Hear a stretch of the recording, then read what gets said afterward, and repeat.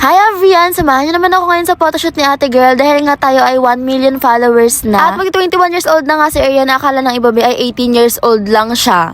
Cheers! Yeah, taste ganda lang. Taste ganda. Tingin ka dito. Iganon mo tayo yung M. Hindi nga talaga ako makapaniwala ba na magpo-photoshoot tayo para sa 1 million followers natin. Kasi naman parang kailan lang 100k followers pa lang yung sineselebrate natin, tapos ngayon 1 million na agad. Pero wag kayo na talagang pinaghandaan namin to dahil nga kumuha kami ng package para nga talagang maganda yung photoshoot natin for today. Grabe, hindi ko nga talaga na-expect ba na mag 1 million followers pa tayo dahil nga ng mga nakaraan, di ba, nagkaroon tayo ng violation. Pero sobrang buti nga talaga ni God dahil nga binigyan niya tayo ng opportunity para makapag-celebrate pa ng 1 million followers. Tapos bayan talagang nakikita ko na yung pagsiswimmingan ko mamaya. Cheers! Bali, ang pinagpalian nga pala ni ate girl na style ng photoshoot ay kung fairy nga ba or batis ng katotohanan ng atake, ganun. Pero parang gusto kong maging sangre ngayon. Ala! Pero by the way, ang napili ko nga pala is yung parang nasa water na lang ganun. Parang diyosa ng mga tubig. Diyosa ng bahana. First time ko nga lang rin pala makakatry na ma-makeupan ng makeup artist talaga ba dahil nga usually ako lang talaga yung nagme-makeup sa sarili ko. Usually. Tapos talagang first time lang makadampi ng Dior sa pagmumukha ni Arian kaya naman talagang super natuwa ako. Talagang mga high class na makeup ngayon ginamit sa atin for the day mga be. Pero syempre ayun din naman talaga yung hinahanap ko. Dahil nga syempre deserve natin to na. At banda rito ngayon, hindi pa nga na-makeupan sa ate girl pero itong si daddy talagang tulog na siya at naghihilik pa talaga. At be, talagang hindi ko kinaya, hindi ko na nakilala yung sarili ko. Sino yan? Ibalik niyo sa Arian, marami pa siyang kailangan gawin sa mundo ng mga tao. Ala, Encantadia yan. Sobrang solid ng pagkaka-makeup sa akin as in, sobrang ganda, sobrang plakado, sobrang sarap, sobrang, OA. Banda rito nga dahil nga tapos nang ma-makeupan si Arian, ayan, sinusuot na nga sa akin yung gown na gagamitin natin mamaya. Ayoko nang tumingin sa salamin nak dahil talagang hindi ko na makilala ang sarili ko, baka hanap-hanapin ko to. Cheers! Grabe, ganito pala yung feeling na sobrang ganda ng makeup mo na para bang hindi na ikaw yan at ibalik nyo na ang dating ako. Iwan ko na muna kayo sa kanal mga nakshi pero babalik din ako maya-maya lang. Grabe, feeling ko talaga rito sobrang ganda ko na para bang kinabog ko yung mga anak ng kontraktor. Hoy, hindi! Joke lang po, baka mamaya ipahanap ako tapos last vlog ko na pala to, no? Cheers! Ayan, dahil nga wet look tayo talagang sinabuyan si ate girl ng maraming glitters at ng tubig sa hair niya. Ayan ba, talagang Encantadia na ang atake niya. Uwe! Grabe, sobrang thankful talaga ako sa makeup artist natin for today dahil nga talagang hindi niya ako iniwan be kahit nung tapos na. Alam niyo ba guys, fun fact, sobrang lamigin ko talaga as in kapag naliligo ako, lagi ako nagiinit ng tubig para lang makaligo. Kaya banda dyan, ganda-gandahan lang yung atake na ate girl pero nanginginig na yan siya. Ito nga ang literal na tiis ganda dahil nga sobrang lamig ng tubig dahil nga nakabukas yung aircon nila dito na para bang pwede bang pakipatay muna po. Ayan, pak, plakado, Malakay Lipadilla, taghirap version. Cheers! Sobrang ganda nga lang napili naming gown, be talagang bumagay siya sa photoshoot natin for today. By the way, ayan, magseryoso muna tayo dahil nga gusto ko lang talagang magpasalamat sa inyo everyone, sa lahat-lahat. Sobrang thankful ako na minahal nyo si Arian, be, kahit dugyot pa siya. Ala! Ewan ko nga ba, minsan napapaisip ako, hindi ko naman kayo ginayuma, pero minahal nyo talaga ako, kaya naman sobrang thankful ko talaga. Sobrang saya ko nga dahil nga hindi ko kailangan magpanggap pagdating sa inyo. Kung ano sa Arian, yung walang ligo na Arian, yung dugyot na Arian, yung kalog na Arian, lahat tinatanggap nyo yan sa akin, be. May mga times na sobrang nag-doubt talaga ako sa sarili ko. Ba't ako naiiyak? Sobrang nag-doubt talaga ako nung na-violation ako dahil nga wala na akong main page. Paano na lang? Pagkatapos nga ng ilang buwan, gumawa pa ako ng isa pang page na Arian 2.0 kahit na sobrang nahihirapan talaga ako. Wala talaga akong tiwala sa sarili ko noon dahil nga ang sabi ko, gagawa na lang ulit ako ng panibagong page tapos paghihirapan ko na lang ulit. Tapos binagulat ako, wala pang ilang oras, sobrang dami na ng followers na nadagdag as in from 1 follower to tumaas na talaga siya. Kaya talagang napasabi kami nila mama na ay mahal ka nga talaga ng mga followers mo kahit saan ka magpunta. Biro niyo yun, kahit sa ang page talaga ako mapunta ay talagang sinusundan nyo talaga ako kaya talagang alam ko na mahal nyo ako at mahal din kayo ng puso ni Arian. Sa bagay talagang tayo lang ang magmamahalan dahil nga simula 18 years old ako hanggang 21 years old ay magkakasama na tayo dito sa FB world. Alam niyo minsan kinakabahan rin talaga ako dahil nga 1 million followers na tayo at alam kong toxic din talaga rito sa social media. Sobrang happy ko na yung mga nakuha kong followers is hindi toxic tapos hindi rin basher na. Sobrang takot na akong magkamali ngayon dahil nga 1 million followers na tayo at isang maling galaw ko lang alam kong talagang marami sa inyo ang magiging basher na lang. Ala! Pero hinahayaan ko lang yung sarili ko ba na mag-express sa social media dahil nga wala namang perfectong tao. Pag nagkamali ako ba talagang sakalin nyo na lang kaya ako. By the way, balik na nga tayo sa photoshoot natin at banda rito nga is nanginginig na talaga si ate girl ng bonggang-bongga. Pansinin nyo yung katawan ko ba talagang umaalog-alog na siya. Banda rito sleep well lang sa ate girl na para bang ako lang to. Nung pinahawak na nga sa akin tong lobo ng 1M is talagang sobrang nanginginig na ako at parang hindi ko na kinakaya. Pero sabi nga diba tiis ganda at hindi ko nga rin talaga naisip na takot nga pala ako sa malamig na tubig tapos nagtubig ako for 2 days. Tuwang-tuwa nga rin pala talaga kami dahil nga sobrang daming nag-abang ng result na tong photoshoot natin for 1 million followers. At thankful ako na hindi ko kayo nabigo dahil nga sobrang dami rin talagang nagandahan sa photoshoot natin dahil nga talagang pinaghandaan namin to nak. Happy 1 million followers everyone, grabe, hindi na ako maghahangad ng kung ano pa, yung nandyan lang kayo na nakasupport ay okay na talaga yun sa akin. Simula lang dumating kayo sa buhay ko be at yung page ko ay sobrang dami talagang opportunity na lumalapit sa akin. Okay lang yan. Comment nyo naman dyan sa comment section ba kung pang ilang followers kayo nung nag-follow kayo kay Arian. At ano nga yung pinakatumatak sa inyo na naging vlog ko. At last na tanong nga talaga na ano yung nag-udyok sa inyo para mapafollow kayo sa page ni ate girl. Banda rito talagang batis ng katotohanan na yung atake natin. Kaya naman batis ng katotohanan, sabihin mo sa akin kung may babae siya. Yeah, taste ganda lang. Please ganda. Tingin ka dito. Sobrang late ko na nga talaga tong na-edit kaya naman happy 1.1 million followers everyone. Sobrang love na love kayo ng heart ko and sobrang thank you sa inyong lahat. Sana hanggang sa mag-asawa ko ba talagang nandyan pa rin kayo. Uy! Yun lang, palike, follow and share nga pala ng page ko. Thanks for watching!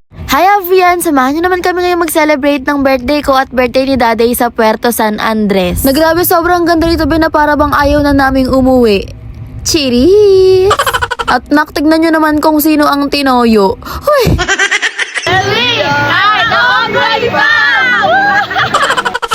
Dahil nga October na ngayon, dumating na nga rin talaga ang araw ng pagtanda namin ng tatay ko. At para nga makatipid-tipid, pinagsabay na nga namin yung celebration ng birthday ko at ng birthday niya. Kasi naman, kasabay ko naman talaga dapat ang birthday ni daddy. Ang kaso nga lang, inadulas nga si mama sa banyo. Nabuti na nga lang hindi nalaglag ang maganda nilang anak. Hoy! Kaya ayun, si ate girl lumabas ng maaga at ang birthday ko nga ay October 4 tapos si daddy naman nga is October 7. By the way, kami nga lang pala ngayong pamilya tapos kasama ang mga tropa. At dahil nga pinag-iwalay kami ng sasakyan, dito nga kami kay Bios tapos doon naman nga sila mama kay CRB. Maganda ang naisip nila dahil makakapag-bebe time kami ng maayos. Hala!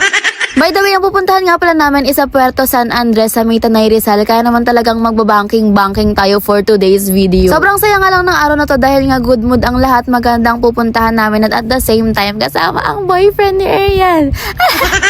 At dahil nga medyo malayo-layo pa talaga ang biyahe at gutom na nga kaming lahat, dumaan na nga muna kami sa 7-Eleven para syempre lumamon. Kasama nga pala namin ngayon guys si Gioong Goy. Tapos ayan, ang sarap talaga mag 7-Eleven kapag nasa ibang lugar ka, no? Parang wala lang, ang chill-chill lang ng panahon. Nakapunta na nga kami sa Tanay Rizal dati, pero gamit nga lang pala namin nun is motor dahil nga nagra-rides lang talaga kami nun. Sana kami na magsama na magsalo sa pag-ibig. Vugs, at hindi mo kaya ba talagang nakikipagsabayan si CRB at si Bio sa pag-banking-banking sa Tanay? By the way, si daddy nga pala is 41 years old na, tapos ako naman ngang anak niya is 21 years old na. O bilangin nyo naman, di ba sobrang aga nilang nag-anak? Tapos ayan, matarik ngayon daan dito kaya naman kailangan talagang itulak si CRB ng Onggoy Farm. Kung sa Palawan nga ba is may Ong Farm, dito naman nga sa Tanay is merong Onggoy Farm. Sobrang ganda nga talaga sa pinuntahan namin dahil nga ayan, meron na siyang ilog sa tabi tapos meron pang swimming pool doon sa loob sa pinakapupuntahan namin. Ayan, tawid ilog nga siya kaya naman talagang medyo extreme yung dating namin for today. At nak, sobrang pogi ni Sir Brito dahil nga ayan, tinawid niya talaga ang ilog. Talagang kinaya niya. Pero kailangan niya talagang kayanin be dahil nga nasa kanya lahat ng gamit namin. Ito nga yung kampuan ng Puerto San Andres. Tapos doon naman nga kami sa Camp 2 na ayan, sobrang ganda. Tapos syempre tutur ko na nga muna kayo sa loob para nga makita nyo kung gaano kaganda sa Puerto San Andres. Pagpasok nyo nga guys, makikita nyo na agad yung swimming pool nila na galing nga sa bukal yung tubig. O diba ang perfect talaga. Tapos bubungad nga rin pala sa inyo yung cabin house nila at yung kubo na merong double deck sa loob. Dito ayan, pwede kayong mag-inuman, magkwentuhan, tapos dito naman nga ang tulugan. Tapos paglabas mo nga ng Kubo is meron pa nga talaga sila ritong mga sofa na ang katabi nga is yung billiard. Para sa mga boys na kasama nyo, ayan, pwede silang maglaro dito. At kung may girlfriend kayo, ayan, turuan nyo na din, parang kami. At alam nyo ba, sobrang kompleto na nga rito dahil nga meron na silang mga lutuan, mga plato, mga baso, ganyan. Kompleto na lahat. Ang pinakakailangan nyo na lang talagang dalhin ay yung sarili nyo.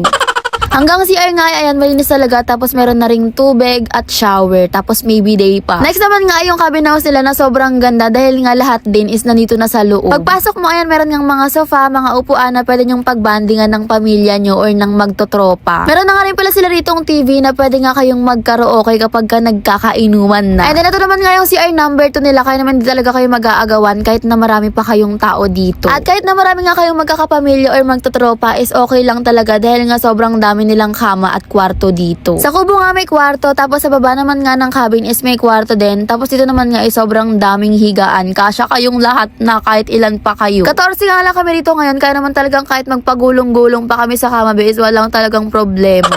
And then ayan yung atake, parang pinapanood ko lang yung mag-ama ko. Ala, hindi!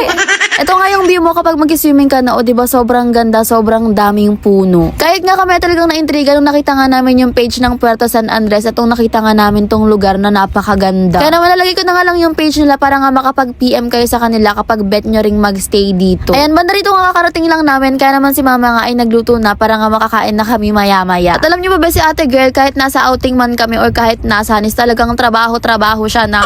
O, diba alam niyo naman na talagang ginagamit ko tong beauty white soap, kaya naman naligo na rin ako sa ilog. Be, grabe, sobrang layo na nga talaga ng Tanay, pero ayun, may nakakilala pa nga rin talaga sa atin ng mga every yan. At banda rito nga nagkaroon ng problema dahil nga naiwanan nila yung mga gamit nila. Lahat ng damit nila ba is nandoon. Kaya naman ayun, pinapahiram na nga muna nila sila daddy ng mga damit. At ayan, kinantahan na nga rin pala namin si daddy ng happy birthday dahil nga October 7 na nung time na to, kaya naman siya na ang may birthday. At ayan be, bago angas ako na at bago tuyuin si ate girl dahil nga kinamamayaan is nagsuyuan na talaga kami na. Hindi naman talaga mawawala yun dahil nga alam nyo na pikunan, tapos asaran, tapos si ate girl pikon syempre. Ayan, banda rito nga palagi na ako nakasalamin dahil nga namamagana talaga yung mata ni ate girl kahit sa mga videos nakasalamin na ako na. Pero dahil nga naingkit na ako dito sa tropa namin dahil nga patalon-talon na sila sa swimming pool, ang sabi ko nga sige na nga, magbati na nga kami. So ito nga pala yung yung kubo na pinasukan namin. Pinasukang kubo namin. Kita rin ang sinundo what you're feeling by sharing those lyrics at the get in your feet. Sorry na.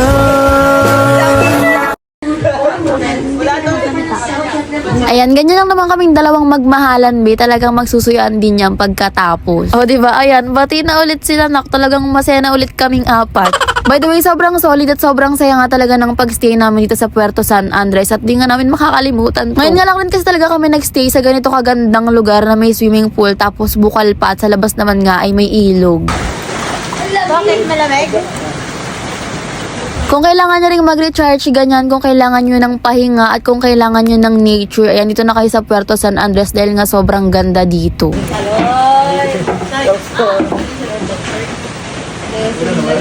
Kayo ba natuloy na rin ba yung outing nyo? Kung hindi pa, i-mention nyo na nga rin yung pamilya nyo, yung tropa nyo, yung jowa nyo para matuloy na rin yan, be. Ayun lang naman, thank you Lord sa another year ng buhay naming dalawa ni Daddy. Yun lang, palike, follow and share nga pala ng page ko. Thanks for watching!